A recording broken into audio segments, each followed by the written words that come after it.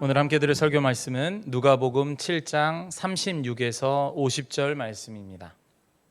오늘 함께 들을 설교 말씀은 누가복음 7장 36에서 50절 말씀입니다. 한 바리새인이 예수께 자기와 함께 잡수시기를 청하니 이에 바리새인의 집에 들어가 앉으셨을 때에 그 동네에 죄를 지은 한 여자가 있어 예수께서 바리새인의 집에 앉아 계심을 알고 향유 담은 옥합을 가지고 와서 예수의 뒤로 그 발 곁에 서서 울며 눈물로 그 발을 적시고 자기 머리털로 닦고 그 발에 입 맞추고 향유를 부으니 예수를 청한 바리새인이 그것을 보고 마음에 이르되 이 사람이 만일 선지자라면 자기를 만지는 이 여자가 누구며 어떠한 자 곧 죄인인 줄을 알았으리라 하거늘 예수께서 대답하여 이르시되 시몬아 내가 내게 이를 말이 있다 하시니 그가 이르되 선생님 말씀하소서. 이르시되 빚 주는 사람에게 빚진 자가 둘이 있어 하나는 500데나리온을 줬고 하나는 50데나리온을 줬는데 갚을 것이 없으므로 둘 다 탕감하여 주었으니 둘 중에 누가 그를 더 사랑하겠느냐. 시몬이 대답하여 이르되 내 생각에는 많이 탕감함을 받은 자이니이다. 이르시되 내 판단이 옳다 하시고 그 여자를 돌아보시며 시몬에게 이르시되 이 여자를 보느냐. 내가 내 집에 들어올 때 너는 내게 발 씻을 물도 주지 아니하였으되 이 여자는 눈물로 내 발을 적시고 그 머리털로 닦았으며 너는 내게 입 맞추지 아니하였으되 그는 내가 들어올 때부터 내 발에 입 맞추기를 그치지 아니하였으며 너는 내 머리에 감람유도 붓지 아니하였으되 그는 향유를 내 발에 부었느니라. 이러므로 내가 네게 말하노니 그의 많은 죄가 사하여 줬도다. 이는 그의 사랑함이 많음이라. 사함을 받은 일이 적은 자는 적게 사랑하느니라. 이에 여자에게 이르시되 내 죄 사함을 받았느니라 하시니 함께 앉아 있는 자들이 속으로 말하되 이가 누구이기에 죄도 사하는가 하더라. 예수께서 여자에게 이르시되 내 믿음이 너를 구원하였으니 평안히 가라 하시니라. 아멘. 아멘. 여러분의 마음에는 어떤 것이 여러분의 소망으로 자리 잡고 계십니까? 내 삶에 어떠한 변화가 일어난다면 내 삶은 꽤나 괜찮아지겠다고 내 마음을 다해서 집중하고 있는 일이 무엇입니까? 오늘 우리가 부른 찬양은 무슨 이름이 세상의 소망이라는 것이죠? 예수님의 이름이 세상의 소망이라는 것이죠. 여러분 정말 그렇습니까? 여러분의 삶에 지금 무엇이 변하지 않아도 예수님의 이름이 우리에게 진정한 소망이 되는가? 정말 그럴 수 있다면 좋지 않겠어요? 내 삶에 지금 어떤 변화를 원하는데 그 변화가 일어나지 않아도 만약에 예수님 한 분만으로 우리가 만족할 수 있다면 좋지 않으시겠어요? 네. 교회가 세상의 소망이 될 수 있는 이유는 그곳에 예수 그리스도의 복음이 전달되는 곳이기 때문입니다. 그리고 그것을 실제로 믿고 그 영향 가운데서 하나님을 기뻐하는 자들이 성도라고 말할 수 있겠죠. 성도와 비그리스도인과 그리스도인의 차이가 분명히 있습니까?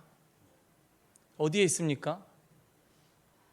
무엇을 소망에 두느냐에 있겠죠. 근데 여전히 다른 것에 소망을 두는 것이 우리 마음 안에 있을 수밖에 없음을 또 발견하곤 하죠. 오늘 설교 제목은 진정한 헌신은 어디서 오는가예요. 진정한 헌신은. 오늘 말씀을 통해서 내가 정말 예수 그리스도께 소망을 두는 성도로, 그래서 억지로, 정말 하나님을 사랑해서가 아니라 억지로 하는 헌신이 아니라 진짜 진정한 헌신을 하는 우리가 되어가기를 주님의 이름으로 축복합니다. 저는 어느 주일 아침에 늦잠을 자서 지각을 한 적이 있습니다. 지금은 담임이니까 지각해도 뭐 누가 뭐라 안 하지만 부교육자 사역을 하면서 섬기고 있을 때는 지각하면 이제 혼낼 부목사님들과 분들이 계셨죠. 그래서 아주 불이 나게 뭐 거의 씻었나 안 씻었나 모르겠어요. 머리만 대충 하고 나왔던 것 같습니다. 그래서 운전하고 가는데 여러분 운전을 하신 분들은 아시겠지만 오른쪽으로 휘어져 있는 도로를 만나보신 적이 있을 거예요. 그러면 내가 이렇게 봐서는 그 이쪽에서 오는 차량이 안 보이고 거의 이렇게 해서 봐야 저쪽에서 오는 차량이 보이는 그런 도로인 때가 있어요. 그냥 사이드 미러 정도로는 안 보이는 그 각도가 있죠. 근데 딱 그 각도에 딱 자리를 한 거예요. 제 앞에는 차 한 대가 있고 이제 왼쪽에서 차가 오는데 잘 끼어들어야 되는 상황인 거예요. 그래서 딱 보다가 출발도 될 것 같은데 앞차도 출발을 하는 거예요. 그래서 저도 엑셀을 살짝 밟으면서 이쪽을 봤죠. 안 오네 했는데 앞차가 브레이크를 딱 한 거예요. 네, 지금 웃으시는 분들, 운전을 좀 하시는 분들 네, 탁 쓴 거죠. 그래서 제가 빵 박은 거예요. 네, 물론 엄청 세게 달리다 박은 건 아니지만 제 첫 사고였습니다. 제 머릿속에 온갖 상상이 떠오르기 시작하죠. 어떤 상상이 될까요? 야, 등치 큰 아저씨가 내려서, 저도 등치가 크지만 저도 마음은 어리기 때문에 등치 큰 사람이 내려서 나한테 뭐라고 하는 건 아닐까. 뒷목을 잡고 나 지금 출근 중에 빨리 가야 되는데 괜히 뭔가 길어지진 않을까. 괜히 지금 전도사 사례라 얼마 받지도 못하는데 돈이 겁나 깨지는 건 아닐까. 그러면서 내렸어요. 그러면서 최대한 겸손한 마음을 갖고 내렸는데 어느 아주머니가 내리시는 거예요. 그래서 아주머니 너무 죄송하다. 너무 죄송하다 하니까 이분이 아니 왜 박으셨냐 하면서 막 당황한 마음을 막 표현을 하시는 거예요. 그래서 너무 죄송하다 하는데 범퍼를 보는데 기스도 안 난 거예요. 거의 기스도 안 난 거예요. 다행히도 그럴 때가 있잖아요. 쿵 받고 그냥 다시 나오는. 그러더니 아주머니가 저는 그래도 뭔가 그런 경우 많잖아요. 내가 그래도 맡겨보겠다. 맡겨봐서 얼마 나오면 해라. 아니면 보험 처리하겠다. 막 그 시간 지체되고 이럴 것. 그 걱정했는데 그 아주머니가 그러시는 거예요. 아유 청년 괜찮을 것 같아요. 그냥 가세요. 괜찮아요. 그래서 아니 제가 어떻게 뭐 번호라도 알려드릴까요? 뭐 나중에 아프시거나 그러면 어떻게 해서 괜찮다고 가시라고 하고선 저를 그냥 보내주는 거예요. 제 첫 사고였어요. 그러니까 너무 큰 당황한 마음 속에서 그러한 용서를 받으니까 제 마음이 너무 뭐랄까 따뜻해지고 좋아지는 거예요. 저희 집 앞에서 제가 주차를 해놨는데 저희 아래 피자집 사장님이 후진하다가 제 차를 박은 거예요. 그래서 전도사님, 제 전도사님 걸 아셨어요. 전도사님, 제가 여차여차해서 박았습니다. 나와 보셔야 될 것 같아요. 그래서 나갔어요. 그랬더니 어때요? 기스가 조금 나긴 했는데 제 차를 막 타거든요. 비싼 차도 아니라서. 그래서 제가 딱 그 상황이 되자마자 뭐가 떠올랐을까요? 그때 용서받았던 게 떠오르는 거예요. 사장님 그냥 들어가서 장사하세요. 괜찮습니다. 요 정도는 뭐 괜찮습니다. 하고선 돌려 보낸 거죠. 여러분 우리는 진정한 변화가 언제 일어날까요? 제가 꽤 괜찮은 처사를 했죠. 아주 멋있게 들어가잖아요. 제가 어떻게 하면 그러한 변화를 경험하게 됐을까요? 물론 이제 답이 나왔지만요. 내가 누군가에게 진정한 사랑을 경험할 때 누군가의 잘못된 행동에서도 내가 사랑하고 싶은, 더 괜찮아지고 싶은 마음이 진정으로 올라오는 거예요. 우리가 진정한 헌신이 언제 일어날까? 오늘 설교를 통해서 보시겠지만 진정한 헌신과 사랑을 우리가 더욱더 누릴수록 우리는 그 모습에 합당한 삶으로 나아가기 마련이라는 것이죠. 오늘 본문의 배경은요, 한 바리새인의 집입니다. 한 바리새인은 예수님께 식사를 청했고 예수님은 그 초대에 응하십니다. 개역개정에 예수님은 바리새인의 집에 들어가 앉으셨다고 하는데 여기 앉으셨다가 헬라어로는 카테클리데라는 헬라어 단어입니다. 이 카테클리데는 뭐냐면요, 유대인들이 식사를 하기 위해서 땅에 엎드려서 앉거든요. 그래서 살짝 비스듬하게 엎드려요. 그래서 왼쪽 팔을 기대고 오른쪽 손으로 이제 식사를 하는 그런 분위기를 생각하시면 됩니다. 그러니까 이미 식사가 시작이 된 것이죠. 네. 식사가 이미 시작이 됐다라는 얘기를 이 단어를 통해서 알 수가 있는 거예요. 저도 한번 해봤는데 저도 체중이 나가서 그런지 왼쪽 팔이 굉장히 아프더라고요. 그런데 그때는 그렇게 이제 식사를 했던 것 같아요. 그러니까 발을 뒤로 쭉 뻗고 식탁 앞에 다 이제 상체를 모아서 식사를 하는 상황인 거죠. 그때 한 여성이 등장합니다. 그를 성경은 누구라고 묘사하죠? 그 동네에서 죄를 지은 한 여성이 나타났다는 거예요. 몇몇 학자들은요, 그가 매춘부였을 것이다 라고 이야기하는데 성경에서는 뭐라고 기록되어 있지 않기 때문에 우리는 그냥 나타나 있는 거로만 추론해야 돼요. 근데 그게 뭘까요? 유명한 죄인이었다라는 사실은 분명한 거예요. 그 동네에 유명한 죄인이 한 사람이 나타난 것입니다. 그런 유명한 죄인인 한 여성이 이 예수님이 계시다라는 소식을 듣고는 바리새인의 집에 찾아온 것이에요. 그리고 그 여인은 예수님의 뒤로 와서, 발을 다 뒤로 뻗고 있다고 했죠. 엎드렸으니까 뒤로 와서 어떤 행동을 취하는 거예요? 눈물로 발을 적시고 자신의 머리로 예수님의 발을 닦는 거예요. 그리고 아주 값비싼 향유를 예수님의 발에 붓는 일이 벌어지게 된 것이죠. 우리는 그녀를 보면서 여러 가지 질문들을 할 수가 있습니다. 여인은 왜 울었을까? 그리고 그녀는 왜 그런 행동을 했을까? 등등 말이죠. 오늘 우리가 아까 이정민 지사님께서 아주 멋있는 목소리로 아까 본문 잘 읽어주셨지만 뒷부분에 나오죠. 왜 여인이 이런 행동을 했던 것이죠? 사실은 집주인인 바리새인이 했었어야 할 행동을 그가 하지 않았기 때문인 거예요. 그 여인이 보인 모습은 바로 집에 초대된 자를 환대할 때의 모습이었습니다. 그런데 집주인은 아무것도 하지 않고 식사가 시작돼 버린 거예요. 아까 카테클리데가 나왔죠. 벌써 식사를 시작했다는 것입니다. 그런데 집주인은 가만히 앉아서 식사만 하고 다름 아닌 그 동네에서 유명한 죄인으로 알려진 한 여성이 예수님을 극진히 섬긴 상황인 것입니다. 바리새인은 환대의 법을 대놓고 무시한 상황이 벌어진 것이죠. 이를 본 바리새인의 반응이 등장합니다. 우리는 어떤 반응을 기대해 볼 수 있죠? 환대를 하지 않았다라는 걸 예수님에게 들었을 때 어떠한 반응이 나와야 돼요? 아차, 내가 환대를 깜빡했네. 저 여인이 그러 하는 모습을 보면서 무슨 생각을 해야 돼요? 야, 그래, 지금이라도 죄송하다고 하고 더 극진히 모셔야지. 만약에 그가 환대를 잊었다라면 이러한 반응이 나왔어야겠죠. 그런데 뭐라고 생각합니까? 그 여인이 예수님 발을 닦는 모습을 보면서 뭐라고 생각해요? 예수님이 만약에 선지자였더라면 저 여인이 죄인인 줄 알았을 텐데, 그랬다면 자신의 몸에 손을 대는 걸 막았을 텐데 라는 생각을 하고 있는 거예요. 환대할 생각이 애초에 있었다 없었다? 없었다는 거예요.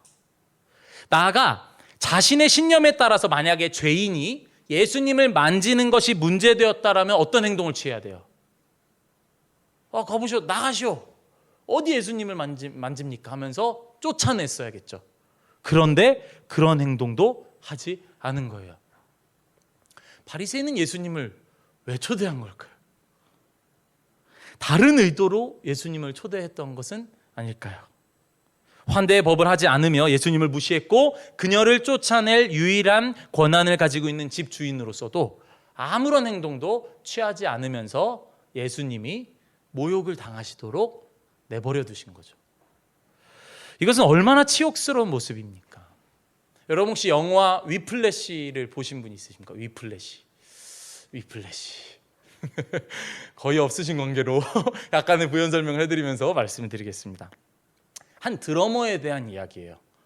그가 한 학교에 입학을 하는데 그 학교에 굉장히 아주 악독한 지휘자가 있습니다.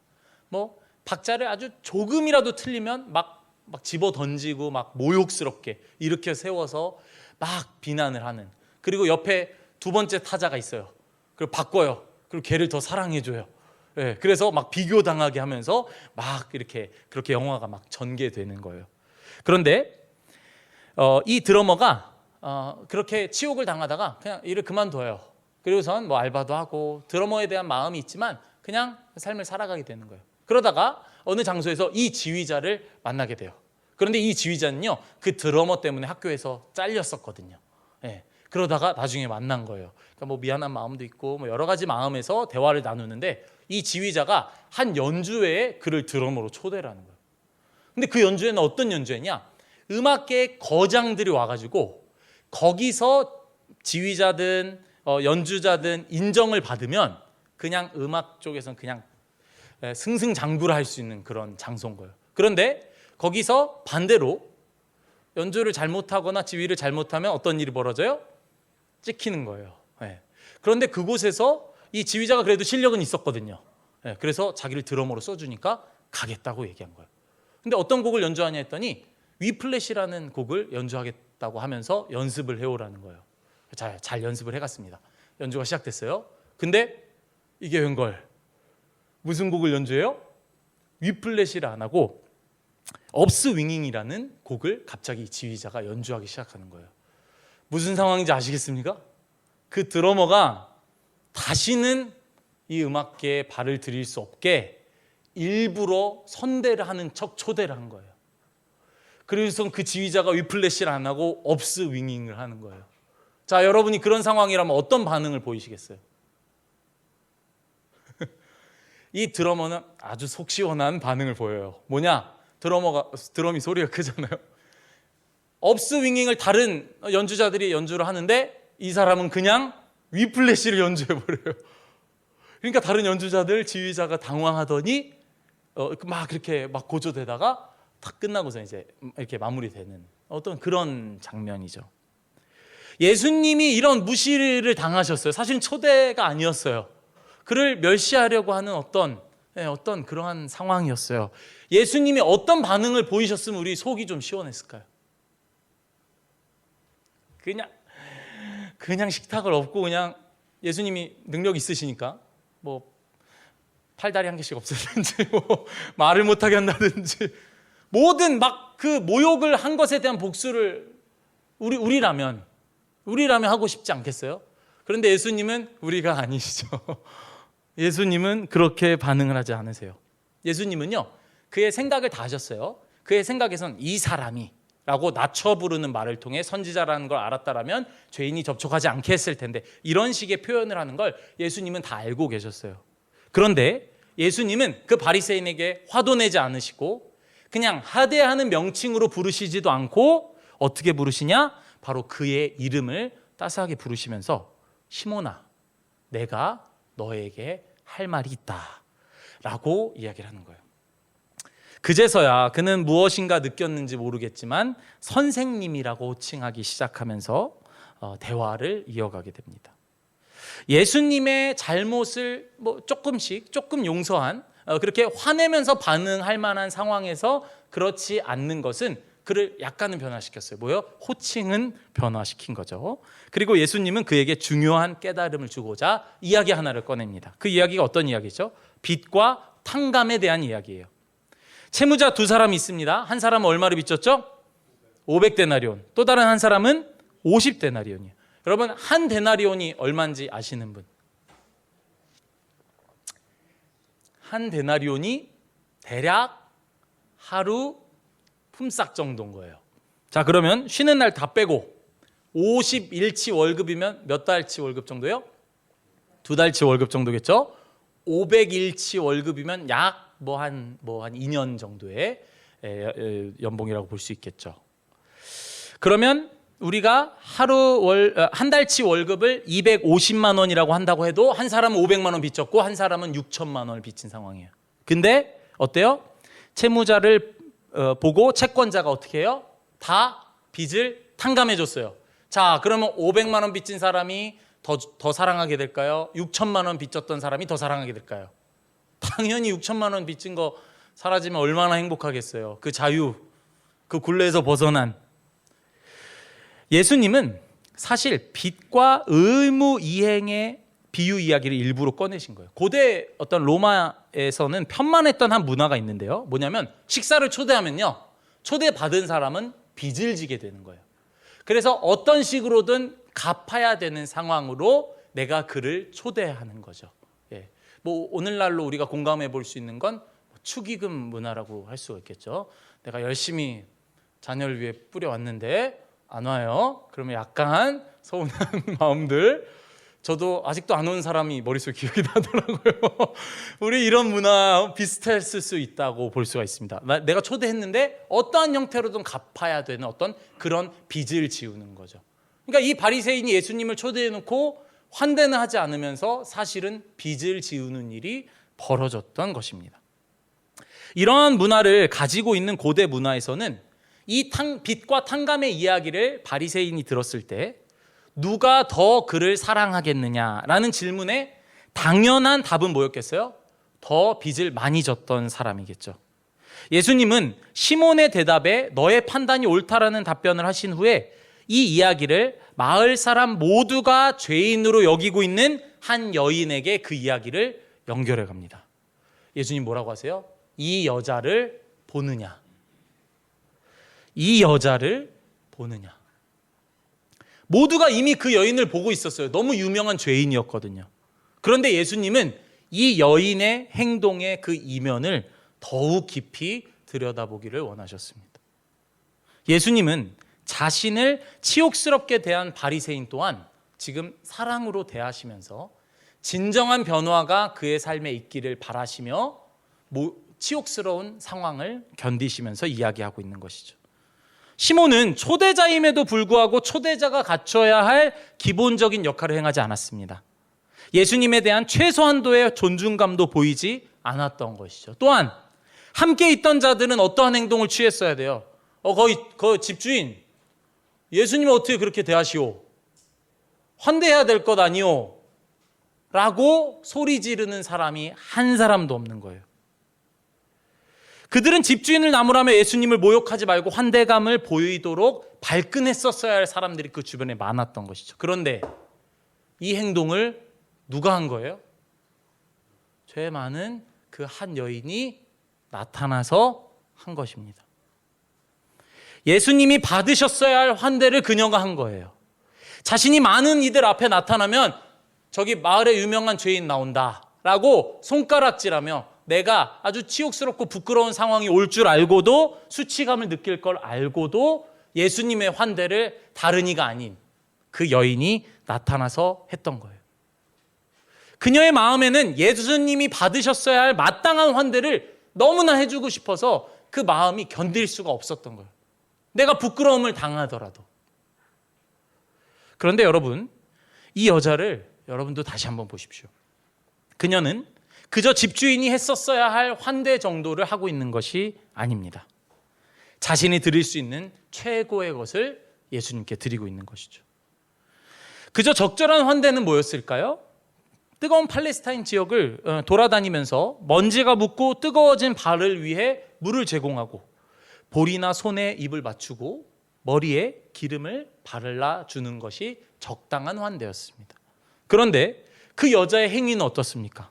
발을 위해서 물이 아니라 자신의 눈물로 직접 발을 씻어드립니다. 여러분 서럽게 울어보신 적 있으시죠? 눈물이 턱 밑을 뚝뚝 떨어질 정도로 울어본 적이 있다면 눈물로 발을 적신다.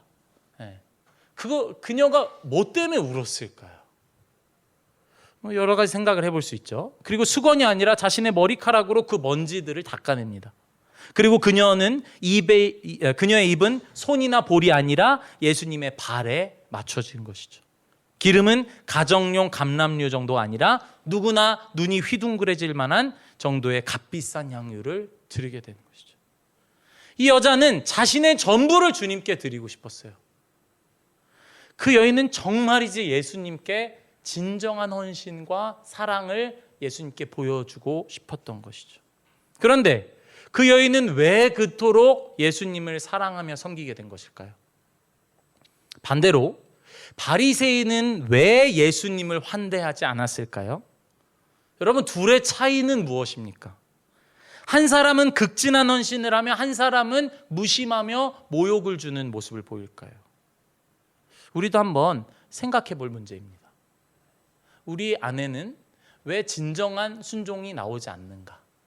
왜 진심 어린 사랑으로 주님께 나아가지 못하는가를 우리는 돌아볼 필요가 있습니다. 47절을 보면 그 이유가 드러나는데요. 이러므로 내가 내게 말하노니 그의 많은 죄가 사하여졌도다. 뭐라고요? 그의 많은 죄가 사하여졌도다. 이는 그의 사랑함이 많음이라. 사함을 받은 일이 적은 자는 적게 사랑하느니라. 우리는 그녀가 언제 어디서 어떻게 받았는지 모르겠지만 예수님의 죄 사함을 받았던 거예요. 심지어 그것도 그의 많은 죄가 사하여졌도다 라고 말하는 것입니다. 여기 오늘 우리의 질문에 대한 답이 등장하는 거예요. 뭐예요? 진정한 사랑은 무엇에서 비롯됩니까? 용서에서 비롯됩니다. 진정한 사랑과 헌신은 그 용서를 얼마나 깨닫느냐에 있다라는 것입니다. 자신이 죄인임을 알고 예수님의 용서함이 얼마나 큰지를 아는 것이 바로 바리새인과 이 죄 많은 여인의 차이였어요. 다시 한번, 자신이 죄인임을 알고 예수님의 용서함이 얼마나 큰지를 아는 그것이 바로 이 바리새인과 죄 많은 여인의 차이였다는 것입니다. 그런데 47절을 다시 한번 보시면 한 가지 의문이 들 수가 있어요. 그것은 무엇입니까? 연달아 써 있는 문장인데 의문이 들어요. 그의 많은 죄가 사하여졌도다. 이는 그의 사랑함이 많음이라. 사함을 받은 일이 적은 자는 적게 사랑한다. 그러면 사랑이 용서 앞에 선행한다는 거예요? 아니면 용서가 사랑 앞에 선행한다는 거예요? 그의 죄가 사하여졌다. 그러니까 그의 사랑함이 많다라고 앞에는 써 있죠. 근데 뒤에는 뭐라고 써 있어요? 사함 받은 일이 적은 자는 적게 사랑한다. 그러니까 뭐가 먼저라는 거죠? 예수님의 용서를 많이 받으면 많이 사랑하게 된다는 말이에요? 아니면 많이 사랑해야 많이 용서받는다는 얘기예요? 이게 두 가지가 써 있죠. 여러분, 성경에는요, 많은 것이 양면성으로 기록되어 있습니다. 동전의 양면과 같이. 그 둘이 달리 일어나는 것 같지만 하나인 것들이 발견되는데 이것이 성경적인 이해예요. 우리가 태어난 이 땅에서 가지고 있는 논리와 이해로 성경을 이해하려고 하는데 성경적인 이해를 우리가 가질 필요가 있습니다. 여러분, 예수님은 죄를 용서하시는 분이세요? 심판하는 분이세요? 오잉? 내가 죄를 지었어요. 자, 그러면 내가 심판받게 될까요? 용서받게 될까요? 오잉? 예, 어렵죠? 자, 구원받은 우리는 의인이에요? 죄인이에요? 그 죄인이면 천국 못 가잖아요? 근데, 그렇죠. 이런 개념들이 많다요. 루터는요, 시뮬 유스투스 앳 페카토르 하고 우리는 죄인임과 동시에 의인이라는 거예요. 그러니까 이 이해와 이 사고를 성경을 읽으시면서 가져야 될 부분들이 많이 있습니다. 여러분, 순종은 자발적으로 해야 할까요? 의무적으로 해야 할까요? 자발적으로만 하겠다고 하면 어떤 일이 벌어져요? 막 나갑니다. 자발적인 마음이 생길 때만 순종할 거야. 이렇게 되죠. 만약에 의무적으로만 한다면 어떤 게 생겨요? 하나님과의 사랑의 관계는 없이 단순히 의무적인 관계만 생기게 된다는 거죠. 이러한 양면성이 굉장히 많습니다. 오늘의 주제도 마찬가지죠. 많이 용서받은 자는 많이 사랑하게 되는 거고요. 많이 사랑하는 자는 많이 용서받는 이 양면을 보게 되는 거예요. 누군가가 여러분 주위에 예수님을 많이 사랑한다고 생각하시는 분이 있습니까? 머릿속에 떠오르는? 그분은 왜 그렇게 예수님을 많이 사랑할까요? 예수님께 용서받은 게 크기 때문이겠죠. 이 양면성을 이해하셔야 돼요. 그렇게 내가 주님을 사랑해야지만 용서받겠다는 게 아니라 이 둘이 동시에 일어난다고도 볼 수가 있다는 것이죠. 여러분은 어떠십니까? 여러분 예수님께 많이 용서받으셨습니까? 그렇다면 선행해야 될 게 뭘까요? 내가 많이 죄 지은 자라는 걸 인정하고 있느냐도 이어질 수가 있겠죠. 예수님께 용서받음이 내가 얼마나 큰지를 알게 된다면 주님을 굉장히 많이 사랑하게 되겠죠. 그리고 그 사랑은 또 예수님 눈에 예뻐 보이며 우리를 향한 예수님의 용서와 사랑의 크기가 더 커지면서 그 사랑의 사이클이 더 커져가는 것이 그리스도인의 삶이라고 볼 수가 있는 것입니다. 여기서 죄 많은 이 한 여인은 과거에 예수님을 만난 경험이 있었던 거예요. 그리고 자신이 도무지 해결할 수 없을 거라고 느꼈던 죄의 문제를 예수님이 완전히 사해 주시는 일을 경험했던 것입니다. 그래서 그녀는 예수님이 어디 가셨다 하면 그 소식 다 듣고 있고, 어떤 상황이다 다 듣고 있고, 예수님에게 눈을 떼지 못하고 그 상황들을 지켜보지 않았나 싶어요. 근데 보니까 어때요? 이것들이 예수님을 환대를 안 해? 근데 내가 나서면 또 수치를 당할 것 같은데 그런 게 어딨어? 예수님이 나한테 해주신 게 얼만데? 예수님이 나한테 해주신 게 얼만데? 집에 있는 향유 가지고 그냥 뛰쳐나가는 겁니다. 그리고 예수님께 내가 드려, 예수님이 이곳에서 받으셨어야 할 마땅한 환대를 나의 치욕에도 불구하고 드리는 삶. 진정한 헌신은 누가 할 수 있느냐?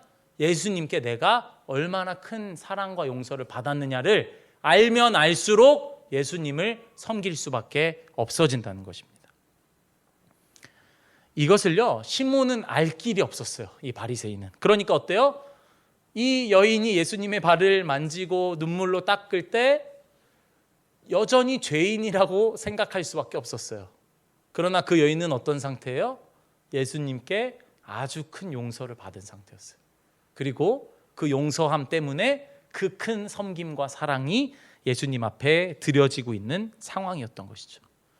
이 여자 좀 봐라. 시몬아, 네가 나를 어떻게 해서든 모욕을 주려고 하는데 이 여자 좀 깊이 봐라.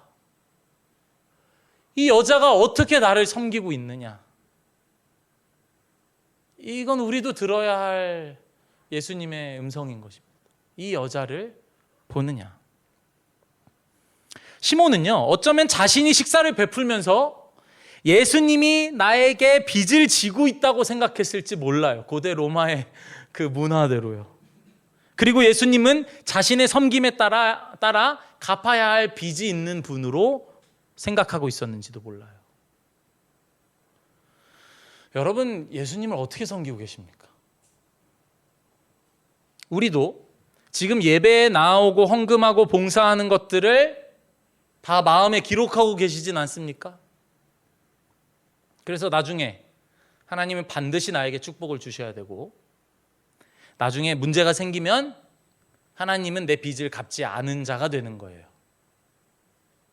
내가 한 게 얼만데 예수님 너무하신 게 아닙니까? 라고 따지게 되는 성도들의 모습을 보게 되는 거죠. 우리의 모습은 어떻습니까? 여러분, 예수님께 무엇을 받아서 교회를 섬기고 계십니까? 아니면 예수님께 빚을 지우는 형태로 지금 예수님을 섬기고 계십니까? 이것이 죄인으로 알려진 한 여인과 바리새인 시몬의 분명한 차이라고 볼 수 있습니다. 아까도 얘기했지만 그게 뭐예요? 내가 죄인인 줄 아는 거예요. 내가 예수님께 빚을 지운다? 가당키나 한 소리. 예수님이 내가 얼마나 큰 죄인인 줄 알고 예수님이 나를 용서해 주신 게 무엇인 줄 알면은 나는 평생 사랑의 빚진 자로 신앙생활을 하는 거예요. 예수님께 빚을 지어요? 내가 받은 용서가 얼마나 큰데. 그러니까 예수님께 받은 사랑의 용서를 모르는 신앙생활이 그렇게 가기 마련인 거예요. 내가 예수님께 받은 그 비탄감이 무엇인지를 모르기 때문에 내가 예수님께 드린 헌금이 얼만데. 제가 성경 말씀 제가 암기력이 안 좋아가지고 어딘지 기억이 안 나는데 시편 말씀에 예수님이 소가 없어서 소를 바치라고 하실까요? 예수님이 양이 없어가지고 양을 바치라고 하시는 걸까요? 저는 한 번씩 그런 마음이 제 안에 생길 때에도 저에게도 얘기하고 성도님들에게도 하는 얘기가 뭐냐면, 그런 헌신이라면 안 하셔도 괜찮습니다. 예수님 그것 없어도 교회를 세워가십니다. 누구를 통해 세워갈까요? 예수님께 용서함 받은 것이 얼마나 큰 자들인지 아는 진정한 헌신을 하는 이들을 통해서 교회를 세워가실 거예요. 그러한 헌신 없어도 진정한 헌신을 깨닫게 하는 이들로 하여금 결국 교회는 세워져 간다는 것입니다. 우리는 하나님과의 사귐 안에서의 우리의 동기를 돌아볼 필요가 있습니다. 예수님께 빚을 지우고 있는 것은 아닌지. 그런데 우리는 어때요? 아마 저를 포함해서 모두가 다 이러한 마음을 품지 않는 사람은 없을 것입니다. 우리는 모두 다 자기중심성을 가진 죄인이라서 어떻게 생각해요? 이 불순한 의도를 가지고 주님을 섬기는 마음이 내 안에서 순간순간 일어나는 것들을 보게 된다는 거예요. 우리가 억지로 그 마음을 없애보려고 한들 돼요? 안 돼요? 잘 안 돼요. 헌금한 거 다 기록하고 있어요, 내 마음에. 내가 주님을 위해 시간 냈던 거, 에너지 냈던 거 다 기록하고 있다고, 내 마음에. 나는 그럼 진정으로 도대체 내가 언제 변할 수 있을까? 그 예수님이 오늘도 우리에게 말씀하시는 거예요. 이 여자를 보느냐? 계산적이지 않고 자신의 모든 것을 다해 나를 섬기는 이 여인을 보느냐? 너도 그렇게 되고 싶으냐? 내가 너를 그렇게 변화시켜 갈 것이다. 이렇게 얘기하고 싶으신 거예요. 로마서 4장 말씀 한번 같이 볼까요? 준비가 아마 돼 있을 걸로 생각되는데 맞나요? 네, 로마서 4장 5에서 8절 말씀 한번 보겠습니다. 로마서 4장 5에서 8절 말씀입니다. 네, 같이 읽겠습니다. 시작. 이를 아니할지라도 경건하지 아니한 자를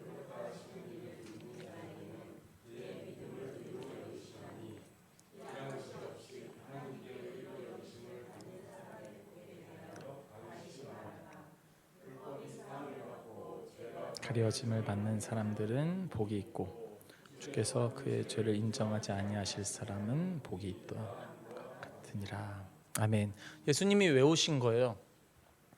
우리가 만약에 구약의 말씀에 따라서 다 순종할 수 있었다면, 그 순종함으로 복을 받을 수 있는 거였다면 예수님이 오실 필요가 없었죠.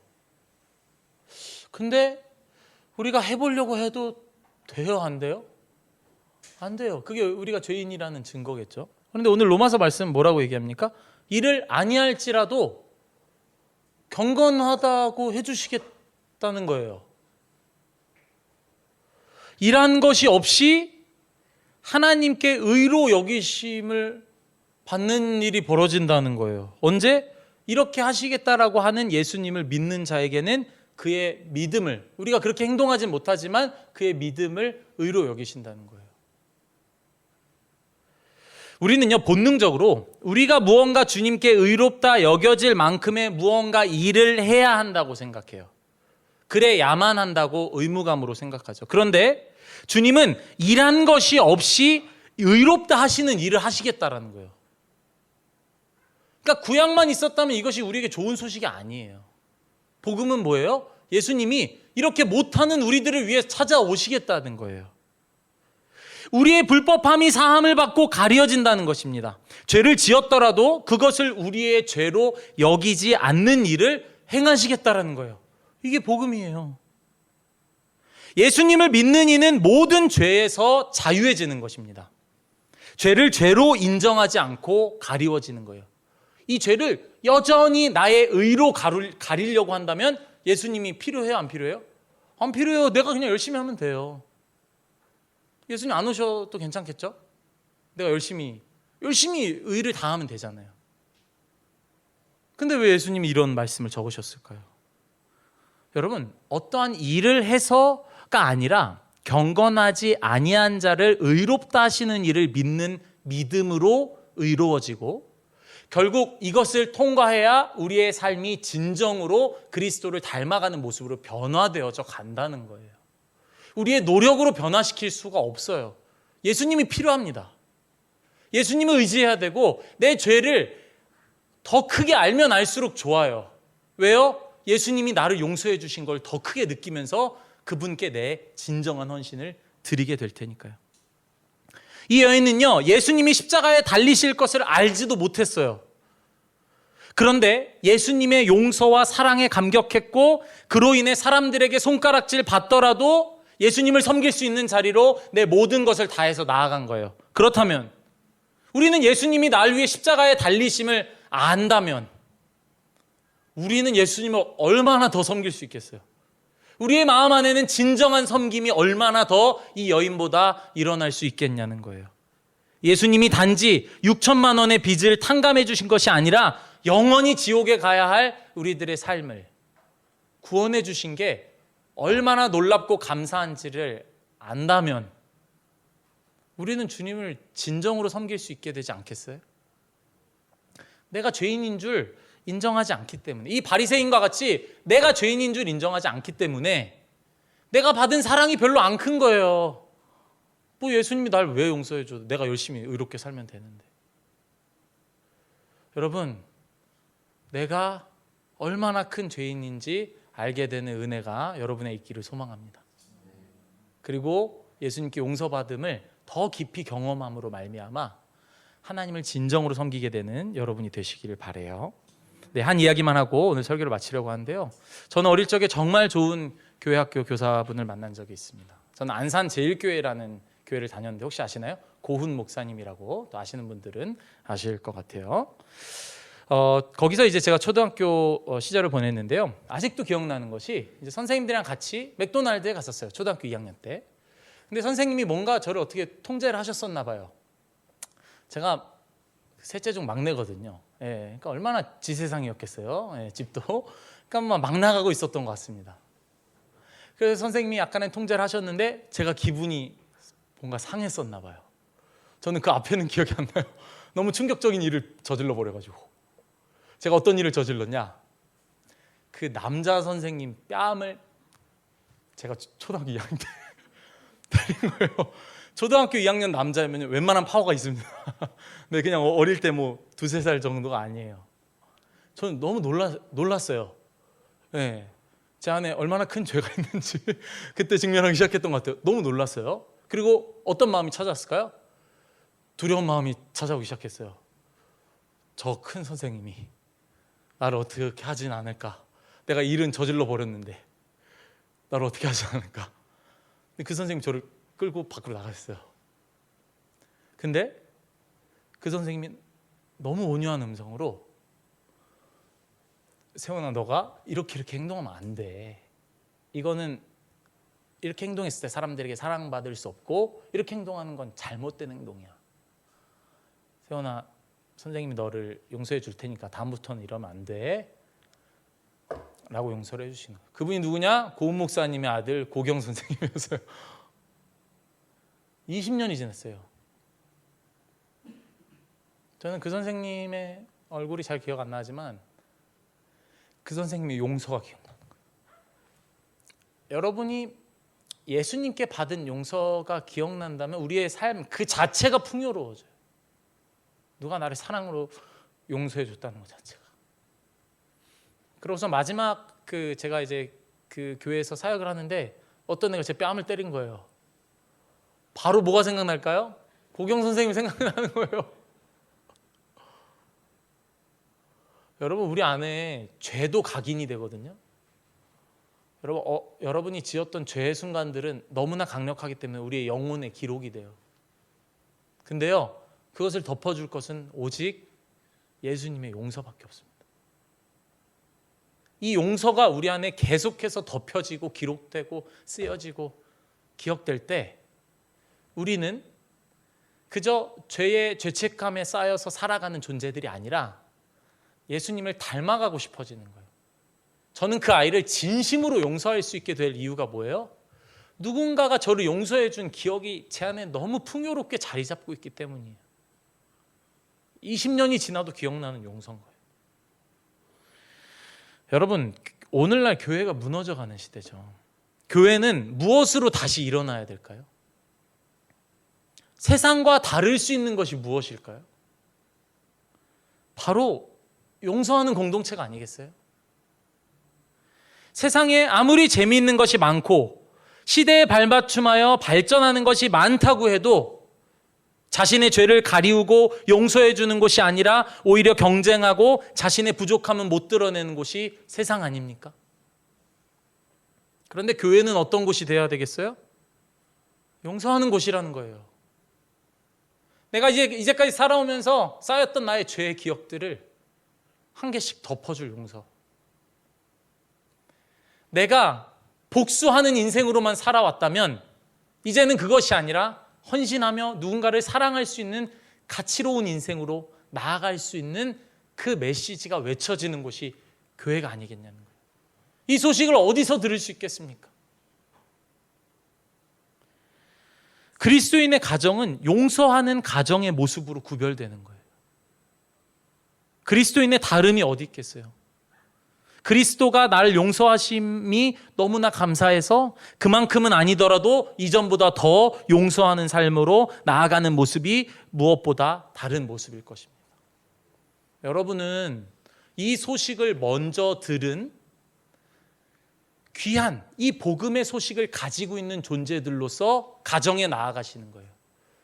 직장에 나아가시는 거예요.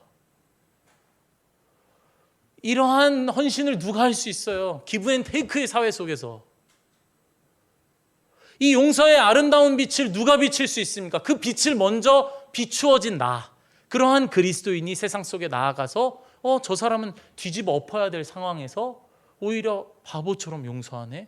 저 인생은 무엇을 가지고 있길래 저러한 용서가 가능한 것일까 궁금해하는 삶이 되어야 되는 것이죠. 그러기 위해서는 제가 진정으로 제 차 범퍼를 긁은 사람을 용서해주고, 제가 진정으로 제 뺨을 때린 아이를 용서해 줄 수 있는 그 힘, 진정한 헌신과 진정한 사랑은 어디서 올까요? 예수님의 진정한 사랑과 용서, 교회의 진정한 사랑과 용서를 우리가 내 마음 안에 더욱더 기록하고 알아갈수록 우리는 진정한 순종으로 변해가는 것입니다. 한 선생님의 사랑도 저를 이렇게 변화시키는데, 예수님의 사랑은 저를 얼마나 더 크게 아름답게 변화시켜 가시겠어요? 하나님의 용서와 사랑은 반드시 나를 변화시켜 가실 겁니다. 여러분 믿으십니까? 여러분은 반드시 변화되어 가실 거예요. 그리고 예수님이 여러분들을 세워놓고 다른 이들을 보면서 이야기할 거예요. 종혁이를 보느냐? 하나님의 사랑으로 변화된 이 여인을 보느냐? 여러분이 이 자리에 서서 예수님의 사랑으로 변화된 존재로서 세상의 빛을 밝히시는 여러분이 되시길 주님의 이름으로 축복합니다.